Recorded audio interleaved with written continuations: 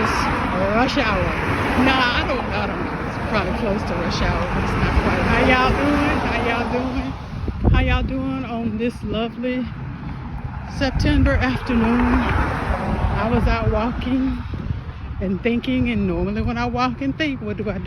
I flip the camera on. I ain't flipped it. I'm not gonna flip it back on myself because I'm still rocking the Snaggletooth pumpkin look without the Snaggletooth. I got like a temporary in, so I'm rocking the, I guess, the two-tone pumpkin look now because the teeth is not matching. The teeth are not teething, so I'm gonna keep flip this way. But I was just thinking about the course of this week, about my job.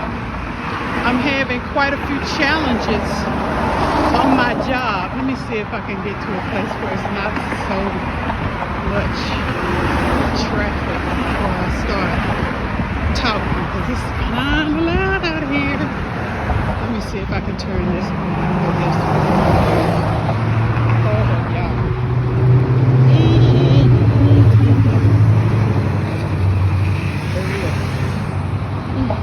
But it's beautiful. I love September and forward because God turns down the heat in Texas, and oh my gosh, wonderful, wonderful, wonderful, wonderful. This was my mom's favorite time of year. This was her birthday month, and everything just started getting together. And I just love this time of year. So, you know, September would be her birthday month, and next month, October, is my birthday month. So it's just, I love this weather. I love the crisp coolness of it. I love the fact that it's just not so hot, so humid. It's just wonderful watching the trees get ready to change, and everything about it I just absolutely love. But anyway, I was thinking about my job lately and some of the challenges I'm having on my job. Now, I'm out of training, but just because you're out of training, how many of y'all know that that doesn't mean you learned everything and know everything, that there's still new things that you have to get under your belt, new experiences. Well, in the newness, I'm kind of getting frustrated. And in my frustration with the newness and learning things and getting things down, stuff like that, I kind of sense that my boss is somewhat frustrated. And it's just coming out in little things here and little things there. And so this week was just quite challenging for me, but it taught me something. Even in the challenging, even when things are hunky-dory and stuff like that, and you're trying to learn and you're trying not to make mistakes and you make them and all of this stuff, even with that, there's still lessons to be taken away from it, even if the lesson is only patience. Now, probably like 5 or 6 years ago, had I found myself in this situation that I'm in right now, where I'm just frustrated and irritated, and it's not that I'm not being helped, it's not that my boss is not helpful, it's not that my coworkers are not helpful. They are above and beyond, they're great. It's just mentally trying to switch off my old job that I retired from's practices and standards and the way they did things, and switch on to this new job. And there's like a frustration in between, because that's 23 plus years of programming that I'm fighting to switch off. And so it's just really been frustrating for me. And I'm having a hard time, but I'm praying and I'm going to get through it. Anyway, 6 years ago or so, 5 or 6 years ago, had I found myself in the situation that I'm in right now, the first thing I would have done is exit stage left. I'd have started, they call it not quiet quitting. I'd have started quiet quitting. You know, I would do my best. I'm not a quitter per se. When the slightest thing gets just a little hard or challenging, bye, see you. That's not me. That's not me. If anything, I'm the exact opposite. I'm like to the bitter end, ride or die, have my hairs gone and 3 ulcers, and then I'll start quiet quitting. But the older you get, the quicker the quiet quit spirit creeps in. The quicker in your head you're ready to pull the trigger, even though it's not the right thing to do. The patience gets short. The attitude gets more readily available. The trigger gets quicker to the finger, like, you know what, I am too old, too grown, and too black for this foolishness right here. I'm gonna leave this to these young people, because I don't have patience for it. I mean, it's just, this is ridiculous. This is some foolishness. And so that was my attitude this week.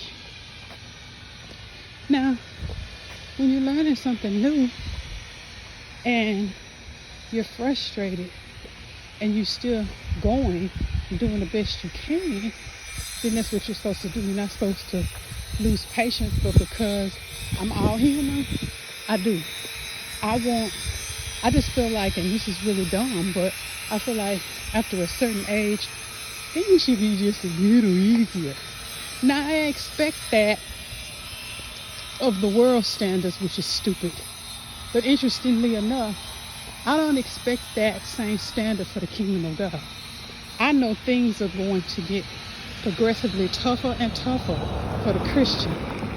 So if I know that for defending the gospel of Jesus Christ and being a Christian, what would make me think that the natural wouldn't correlate and follow the same trajectory as the spiritual?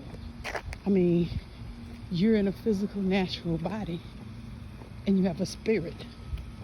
So, and God gives you the fortitude to withstand the spiritual attacks. So He's going to give you the fortitude to withstand how you're feeling, withstand whatever you're going through, if you reach out to Him in faith and ask Him. And I was just thinking, 5 or 6 years ago, I would have said, oh no, I'm too old for this. I'm not, I ain't trying to deal with this. I ain't trying to put up with this. This doesn't make any sense to me. And so I'm going to go somewhere else where things are just a little bit easier. Why has it got to be tough for years and years and years? I just want an easier existence. I'm a senior citizen, and I just want an easier existence. And so I would tend to think during that time, well, since it's not easy, or not easier, since it's just so hard every day and it's just so drudging and just so challenging, maybe I shouldn't be here. Maybe I should be somewhere else. Because that's what the world says. If you're not happy and if you're not happy, then you're not where you're supposed to be. You need to do what makes you happy, and you need to go where you are happy and you're celebrated, not tolerated. That's what the world says. And to a certain extent, that's true when you're talking about a situation that's abusive. Now, if there's something abusive or something, outside of the normal challenges and hustle and bustle of lifing, then you should leave. I'm not saying you should stay where you're being abused. But if it's just challenges where God is trying to work something out of you, albeit maybe just getting your patience together, where he's pruning the fruits of the spirit in your life, where he's cutting off the insensitivity, cutting off the sharp tongue and clap back mouth and the nice, nasty, sneaky side chitter chatter, the vindictive spirit,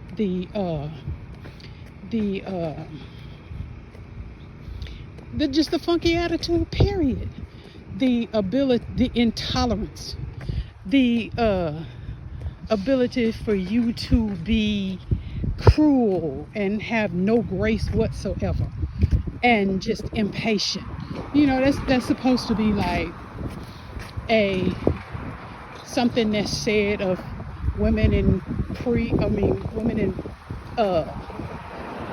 perimenopause and postmenopause. They're snappy and they don't have the patience that they used to have and that sort of stuff.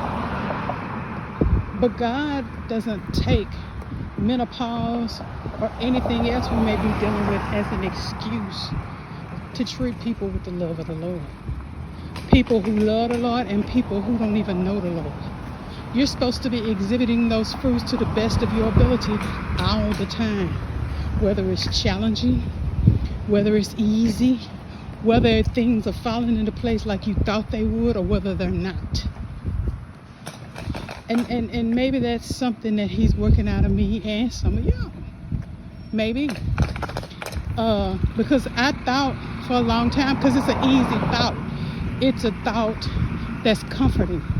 Well, if I'm not happy, then I need to leave. Like those things are mutually exclusive. But that's not how it always. That's not always the case. Most of the time, it's not the case. Jesus was somewhere where he probably didn't want to be after a while on the cross. You think? But he stayed the course because he saw the end goal. He saw what it was his Father wanted to do, and he wanted to please his Father more than his feelings, how he felt at the time. And imagine how he must have felt. So any challenging moments, or any moments where I feel like I'm not supposed to be, I have to think back to the cross and think about what Jesus was doing. And that's what I'm going to have to focus and do for myself.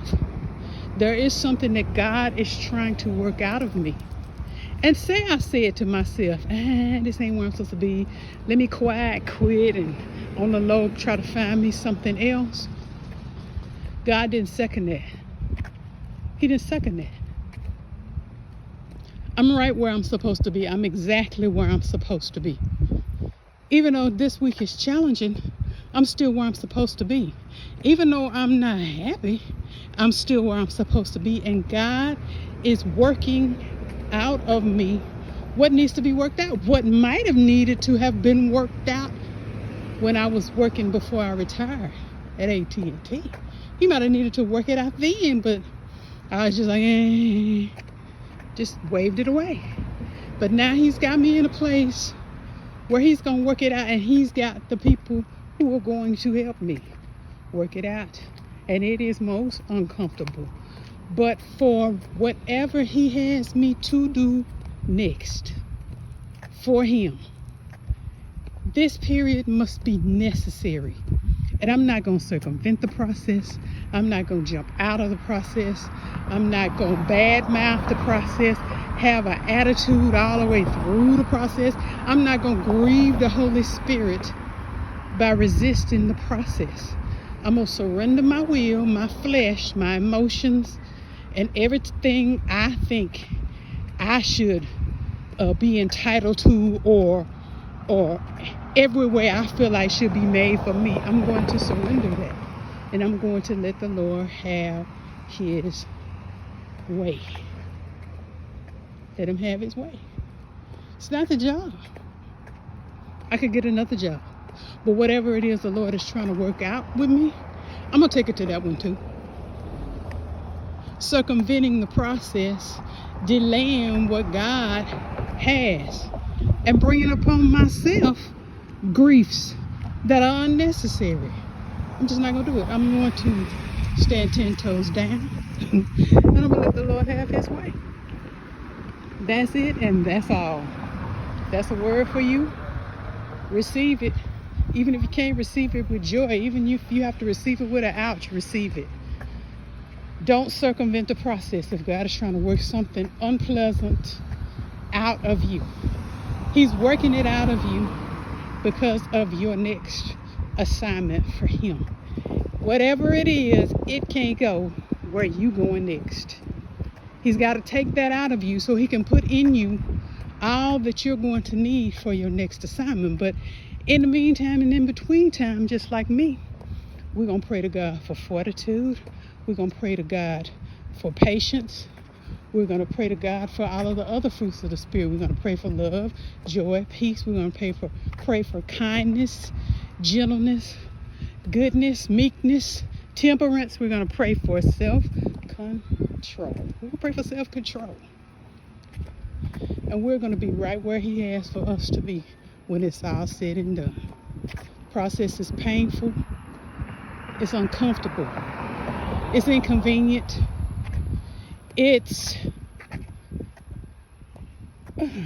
But it's necessary. It's necessary, y'all. Y'all have a fantastic afternoon.